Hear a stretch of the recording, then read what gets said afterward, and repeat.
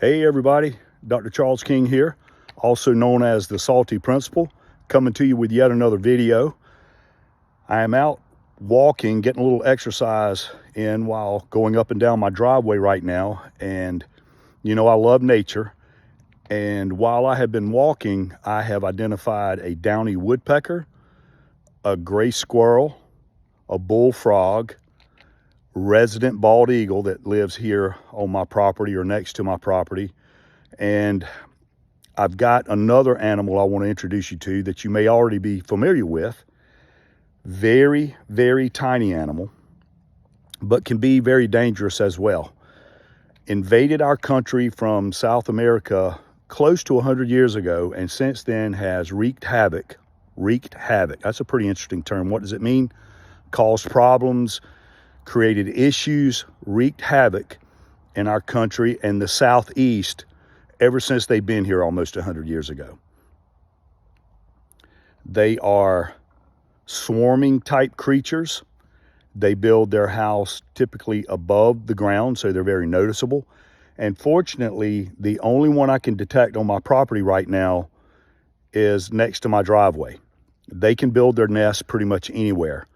Next to heating and air units, next to fence posts, logs, out in open fields. So a part of the way they've caused problems over the years is building their mounds in fields, and animals step in them and can get hurt, or worse, get stung so many times that it causes a health issue with the animal. And that can happen also with pets and humans. So what animal am I talking about? Well, it is Solenopsis invicta. What? That's the species name. Common name, the red fire ant, the southern fire ant. And they are all over the place. They don't bite to hurt you. And what do I mean by that? Well, they bite to hold on to you so that they can sting you. And they do inject venom.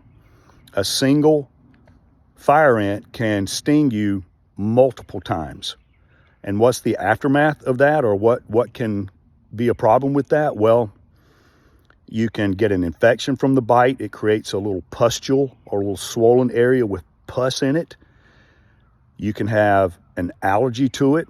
And if you're bitten so many times or too many times, the venom can actually be overwhelming and cause health problems.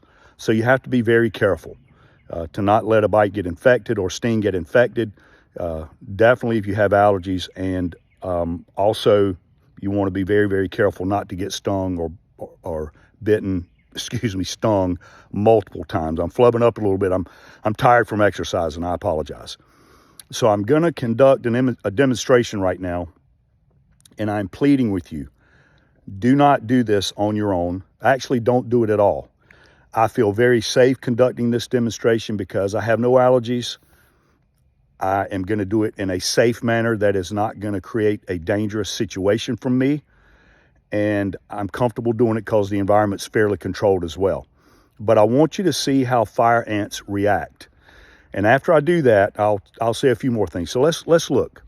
Check this out. You can see my shadow, obviously, or probably. This is a fire ant mound, and it's a mound or a dome, and it's called that because it's swooped upwards like a dome or a mound. So watch what happens when I scoop a big chunk out of the mound. Are you ready? You ready? Here we go. Wow. Check that out immediately. Unfortunately, I don't have any on my hand, so no stings. That's amazing, is it not? So fire ants don't hunt you down. They're not typically aggressive unless you provoke or disturb them, which basically means you gotta step on a nest or step on or get close to the animal itself. But again, do not do that at home. That can be quite dangerous if you're not careful. And lastly, I love you. I want to say thanks for listening and checking out my videos, and I'll post another one soon. Salty Principal out. Sign language for I love you. Take care, guys.